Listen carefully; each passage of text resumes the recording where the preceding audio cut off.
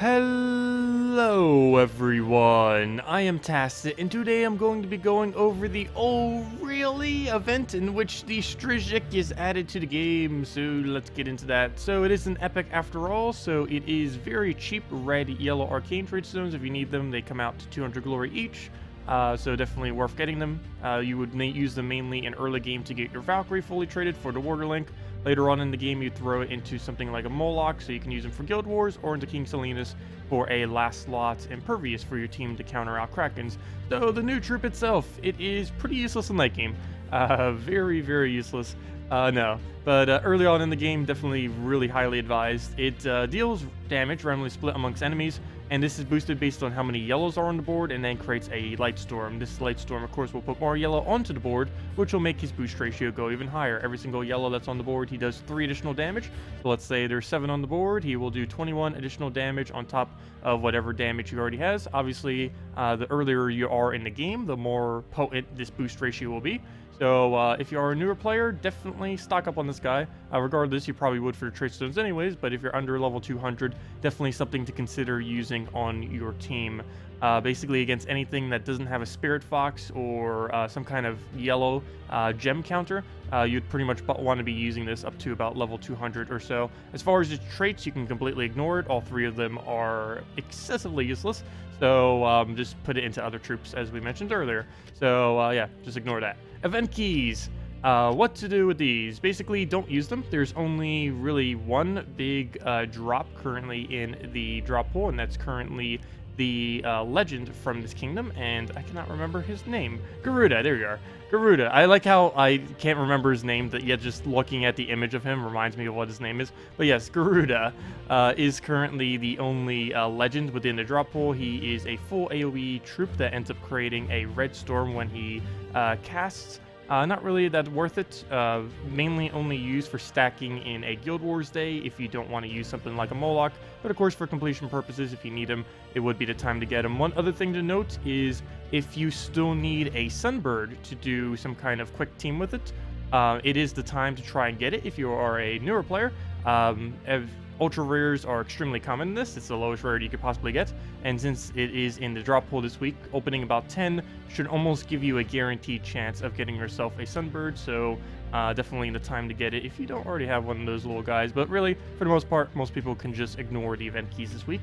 So, Soulforge, did we finally get a Farish Ra? The answer is yes! No, I'm just kidding. Haha, really, we're never gonna get a Farish Ra. We're just getting Famine for the 7th time or something.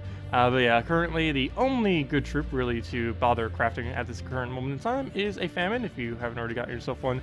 Really good in Guild Wars, has a very nice drain against everything, has pretty high single target damage, and if you get it fully traded, has a small stat reduction to the first slot of the opposing team.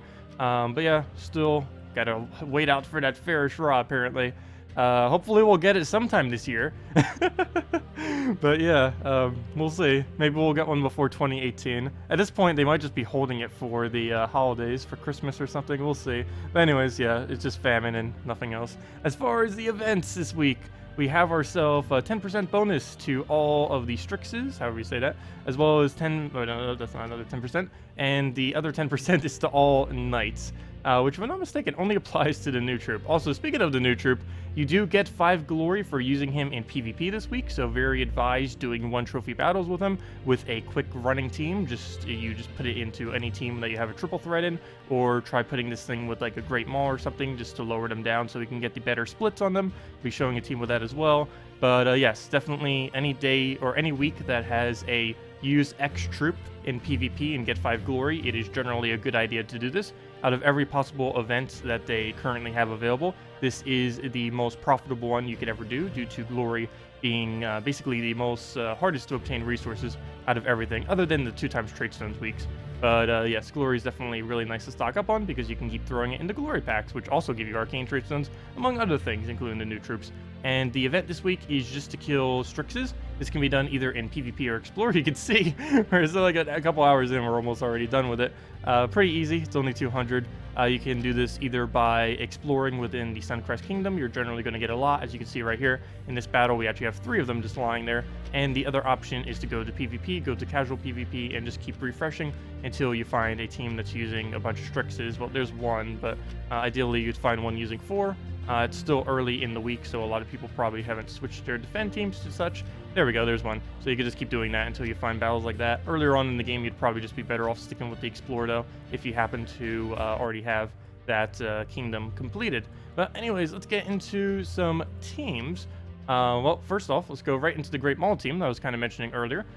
Is a possibility that we could easily lose any of these battles. I might even have to do some of the true trophies, we'll have to see, because this troop does not function particularly well this late into the game.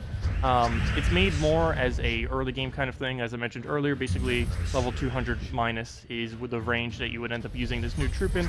Anything further than that, the boost ratio doesn't get to be fully utilized. This team, however, is trying to use that gap though. Essentially what we're going to be doing is instantly killing something with a Great Maul. This now makes it so they have only 3 troops, and since he has a split damage, this will now still do the same amount of damage, whereas with a full AoE, you'll end up losing damage potential if you end up destroying one of them. But in the case of him, we will not lose any damage potential whatsoever. It still does the splits, and we can get about a 25 average split, it looks like right there. So we'll try for a skull into another skull. We don't get it, even though we had 2 attempts. We'll throw a Herdmaster right there, try getting our mana, see if we can get a Mercy, and we can. We'll just throw that right in, and now that he has even less, we can just throw that, and as you can see, the Great Maul doing work. Not enough damage to kill it, but any poke at this point will be enough. It doesn't look like we can take any skulls, so we'll just clear out the board, and we'll play Death Marks. Luckily, we have our Herdmaster, and away goes the Death Marks, and now we just kill it out and go. And you saw right there, we had 16 yellow on the board. So that was actually 48. Yes, 48. 48 additional damage is how much that would have been, right? Math, this early in the morning. Yeah, 48. Yes, 3 times 16 is 48. That is correct. And that's how much extra damage we do, just 3 times however many yellows there are. Anyways, now that I'm failing at math, let's go and let's go into the early game team. So I should probably lower it. I don't know, we'll just go on 3 trophy. Hopefully it won't get destroyed. But early game version, we have Ranger, Enchantress, Alchemist, and the Strygik. Ranger, of course, main reason he's pretty good is he has the focus on damage onto a single target. Plus he has a decent boost ratio for earlier on in the game. That gives him 16 additional damage, assuming the opposing team has 4 troops alive, or down to 12 additional damage when they only have 3, and so on and so forth. Other than that, we have Enchantress. Enchantress also pretty bad later in the game, but one of the reasons why she's pretty good early on is she has a base 5 damage. Her damage is based on 5 plus her magic divided by 2, and since she gets half effect off of her magic, she isn't really worth using later in the game since you'll have plenty more magic and there's plenty of things that have a 1-to-1 ratio instead of a 1-to-2. But since she has a base 5 magic, even if you're a really new player, she'd have around 7, 8, even 9 damage on her. So really good, plus you get a free enchant. So it would work out really nice. We have Alchemist here mainly just for the yellow mana generation. Pretty much if you are in doubt what to use with this guy, just use an Alchemist with it. One of the cheapest things that are going to be really effective since he can create a bunch of yellow for it. And ideally we're going to want to get him up immediately just so we can keep getting yellows. Obviously almost everything on our team does indeed use yellow, so we're going to just want to keep feeding that into them. Any chance we get, we'll get rid of the reds. Not really the color I want to get rid of. Want to try keeping browns and reds on the board, but appears we have to do so. So right here, we're just going to go for a skull poke it down a little bit. Ranger also has a decent attack, not anything too over the top. Actually, I'm just looking at that now. Oh, never mind. I was going to say, he has a ridiculously high attack. Why is that? I was like, okay, never mind. He has a 20% bonus this week. That's why his attack value seems so excessively high. But yeah, Ranger would generally be the first slot that you'd want to use. You can't really use Strix there, mainly because or Strygik, whatever his name is, mainly because you'd be blocking the Alchemist mana potential, and you don't want to be doing that with a team like this. So right here, he's about to gain infinite heals, essentially. So you know what? Let's go start Rangering him. That's going to be the biggest threat on the opposing team right now, simply because he's just going to keep stacking to the point that we might not even be able to kill him because of how low our damage output is going to be. But let's go move that over. Try getting a little bit more mana. Really need to get this Alchemist to full. Guess we're just gonna have to do it off of some browns here. That does appear to be the plan. Take that down. That will give us a Alchemist cast that will now be able to go. Get our manas up, and now we finally have the Strygiks. We have a decent amount of yellow on the board. That looks like a 15, so that'd be a 45 right there. Cast that out. Any single targets we're going to want to throw at that. Before I do though, let me go and take that skull. Kind of want to kill that out, though I believe I am just going to... how do we do this? I need it to die now, but I don't want to ranger focus it. I'm gonna ranger it. So we'll do that, just to guarantee it dies. I don't need both of them living, so nope. We get our enchant on probably the most useful one, which is our alchemist right there. So we'll just move the red over him. That'll be full mana on his next turn. And this will allow us just to cast it down for additional mana. Again, kind of stuck taking red. I do not believe we have another option. I think I actually wait a turn, so I'm just going to do this. I'm deliberately passing my turn because he's about to use ability, and he's going to create yellows with that, guaranteed. So I didn't want to cast, or else that would have given him a better chance of landing his ability. Let's move that down. Everything else looks good. Nice boost ratio too, so we'll go throw that down for an 18. That is 56, I think. Sure, let's go with that. No, 54? 56. 54. Never mind, it's 54. It's 54 plus his base damage. Actually, that wasn't too bad. That was a 91 damage then, assuming I did that math even remotely correct. That's not too bad, though the amount of effort you have to put into trying to set up for that is quite a bit. It is nice that he creates a yellow storm. Out of everything that does currently create a yellow storm, he is surprisingly the most viable. He's not particularly viable, but out of everything that currently is available, he's the most viable, which is pretty odd. There's currently not a really good yellow option. Actually, out of all of the natural storms, I believe only red and purple are particularly easy to apply to the board at the moment. I'm pretty sure the rest of the colors will eventually get easy to apply options as well, but as it currently stands, not really. I was trying to split him down enough so that he would die to that. Unfortunately, that didn't happen. I was hoping we could just kill it out with an Enchantress. But nope, that is not happening. So we'll just throw Enchantress here. Really lucky there. We got it on a our Alchemist again. So we'll just be able to get him up naturally, even if we aren't able to steal any of his mana or take from the board. Which it doesn't appear like we'll be getting. Also, Disease does not work against Enchant for whatever reason. So we still get our full 2 mana, not 1. Why it does that, who knows? But yeah, it probably should block against that, but it doesn't. So good for us. We get more mana now, and we'll just do that on purple. Get our little bit convert. It did stop us for getting more mana there. We could have probably had both of them up right now, whereas we didn't. So let me just kill this out already. I should have already been dead earlier. Oh wow, you got magic reduced, didn't you? Apparently. Okay, that could be bad. If he starts magic reducing too much, we might not have any way to kill him. So we'll go take our alchemist there. I need to go fill the event troop up and get him to a kill capability. Let's see. Go move that down. That'll give us a ranger to cast. I guess we'll just go for a skull here. Yeah, he still has his attack value. It's only his magic that went down, so that will kill it indeed. We'll take the red after. Oh, perfect. We even extra turned it. Not going to try gambling with that drop, so we'll just take that red. This is full mana. And throw this down. Hopefully we can go throw our ability, and yes we can. For the 42 additional damage. I don't know why I keep counting it out every single time. It's not like we need to know exactly how much it's going to do. At least not in these instances. We'll throw a ranger down. That is barely any damage. You know what? I should probably not cast him for the rest of this battle. He's blocking more at this point, casting his ability, than he's even helping, due to the lack of magic that he has, due to the reduction that he got.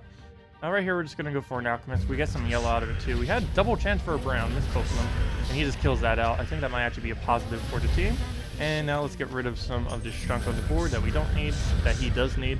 We got a map out of that. His HP values at this point are so ridiculously high. Luckily, we can hit pretty decent with this, with just the yellows on the board.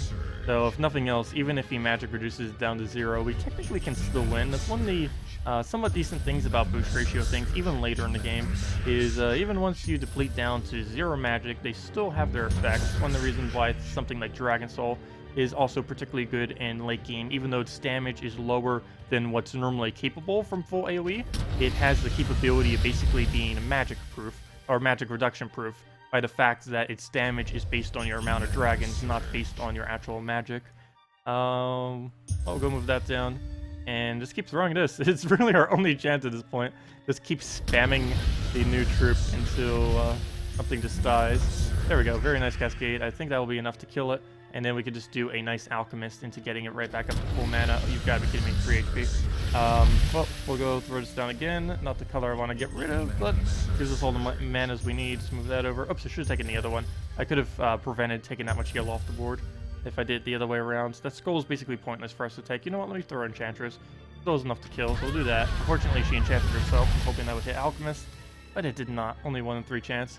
Take that over first. Oh, oops, I didn't see that the other one. I was looking at the left side, not the right side. It accidentally moved both of them down. I was trying to take down just one of them so it would come down and we would get it. Fortunately, that didn't happen, so we'll stick it right here. We are diseased right now, so we do gain a little bit slower mana. Oh, and he has 59 attack and deals double disease. He's actually the only horseman left that deals 2 times as much damage against diseased. Before, like 3 or 4 of them had the ability to do 2 times, but now he is the last remaining one. Okay, let's move that down. Looks like we're stuck taking in a skull again. Oh, no, we're not. Never mind, we can take that over. It has enough to win. There we go. Yay!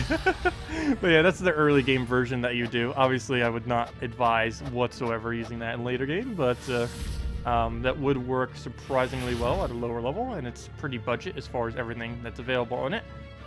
It's a rare, a ultra rare, a rare, and the troop that you get for free basically this week for only 400 glory. Though, if you're watching this after the fact, past the event week, this guy will be somewhat hard to get because he is an epic. He's very similar to that of Zephyrus, and Zephyrus has a 10 times boost ratio based on yellows, but it only does it based on the column. He's basically the same thing, except he does it based on the entire board, and he creates a yellow storm. Both very similar concepts of troops. Okay, this one I'm probably going to have to pass with this next one, our next team that we're going to show, mainly because I do not believe it is possible for us to kill it with what we're about to do. But essentially, we're doing the Mercy Alchemist Hellcat loop into a Strygik. Will this work against some things? Yes. Against that? No. So let's go downgrade to 4 times dragons, I guess, and go do it against that.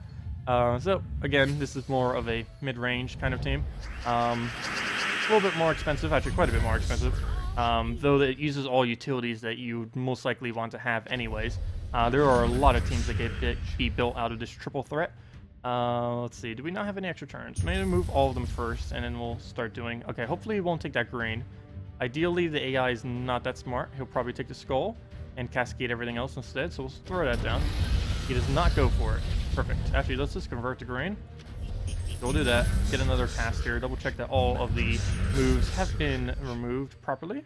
I don't need to take that red manually, so I'm just going to take it for an extra turn. Just trying to clear out all these extra turns, because he does, of course, end his turn after he casts. So we'll just throw... Come on. Oops. Almost just hit that. So just let that go down. Get a Alchemist cast if we can. Can't do it on the green here. I guess we're just going to have to Hellcat to clear the board a little bit. And does that give us Mercy? No, but we do have it on the green. And now we'll just throw this down. And you know what? I think that's enough split damage right there. 22 for 66 additional damage into whatever its base damage is. And down it goes, and right in time for level 1,200 milestone. Yeah, we finally reached it. Perfect timing. Right for the final battle, we ended up reaching level 1,200. I think we're top 150, top 100. I don't even know at this point as far as the level. But yeah, there we go, level 1,200. I don't know if we actually got an extra stat from that, because I wasn't paying attention to what my stats were before and after, and it didn't bring up a little screen, so maybe we didn't get any stat at all, who knows. But anyways, guys, that is the new Strygik and the event for the week. If you still have any other questions or team builds or anything else you want to ask, feel free to leave it in the comment section below. We also did the best teams video for 3.2 if you haven't seen that yet. Anyways, guys, I hope you all have a wonderful week, and I will see you all later. Goodbye, everyone.